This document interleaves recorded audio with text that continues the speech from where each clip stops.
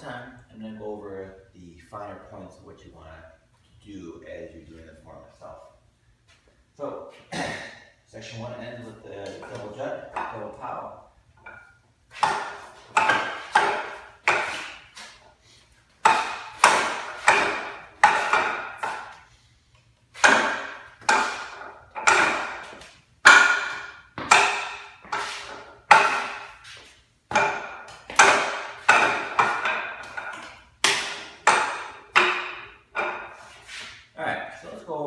What section 2 is.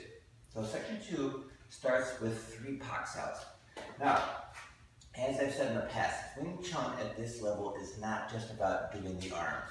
So I don't want to sit here and just push with the arm, push with the arm, push with the arms. But if you notice, I'm actually using my body to turn.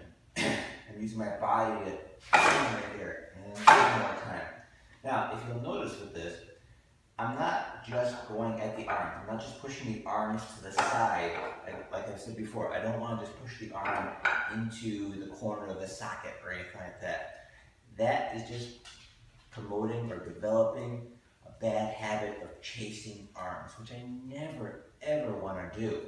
So what I'm doing here, when I'm doing the Pak-Sao, is I'm actually touching the Pak-Sao, but it's going forward. If you notice, see if you can tell the difference in the dummy. If I go to the side, or if I push into the socket or the corner, notice that the dummy is going a little bit more laterally. But what the dummy should do as you're doing any motion is it should be going backwards or forwards, depending on your action of it. So when I'm doing the Pak-Sao here, it's going backwards, backwards, backwards. The flexion's going this way. That means that I'm affecting the body of the dummy. That means when I deal with live energy and I'm doing Pak-Sao, I will have a connection to their center of gravity, and I could possibly disrupt control that, depending on a lot of factors as far as the contact point and the two forces meeting. But that's how you want to develop it, so that you can develop that skill of listening to potentially counter that and control their center of gravity. So I start out by doing 3 Pak-Saos. 1, 2, 3. Now, one thing to note here as well is that, again, at this level, you should be really focusing and maybe even have the skill of the 2 arms constantly working together. So it's not just right, left, right, and this arm is like unfocused. I should always have focus equally on 2 hands. So when I do Pak, this hand you notice is rolling back. And now when I do the Pak with the left hand, my right hand is rolling back, my left hand is rolling back. And remember, it's not just my hands that are rolling, but at this point I should have an overall body connection. So my true body structure, legs, body, arm, are working together as one unit. So you notice here, it's not just my arms that are doing it. Instead I'll throw off my triangle, but it's my body turning that's causing the triangle to move in all those instances. So the next motion I'm going to do is Kao-Sao. Now, to develop power, sometimes we have to circle and use a whipping motion.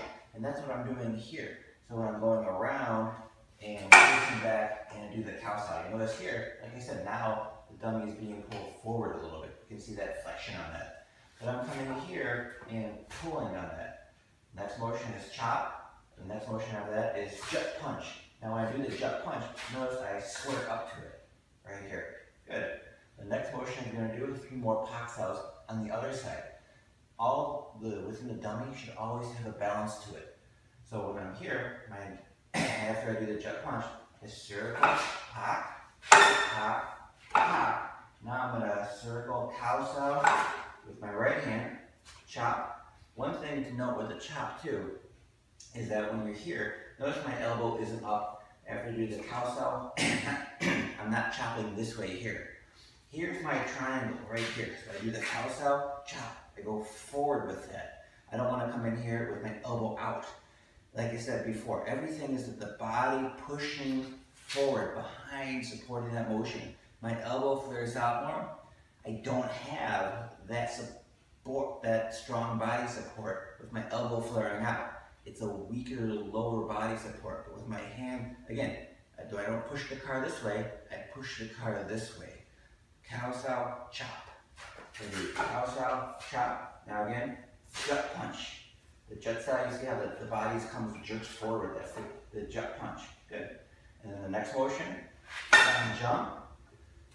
Low bong style. One thing to note when you do the low bong style is I'm touching the bone of the pinky side. Alright, this is the ulna bone. Right here. Now, as I do the next motion, I wind up and pop chop. Alright? You notice when I'm here, when I do the pop chop, you can see my feet. I'm not just going laterally and pop chopping this way. But from here, if there was like a half a circle around the dummy, I'm coming from here, stepping, and following on that half circle. Now, notice here, the next motion when I step back, and I do bong style, front kick, wu style, and I step down, down jump. Do low bong style on the left side, and wind up, pop chop, and bong style, wu style punch, and front kick on my left side. Now, one thing to note here too, is that the most important thing when you do the kick is not the kick itself, it's the support leg. Alright, so when I'm here, I need to make sure I have control over my center of gravity.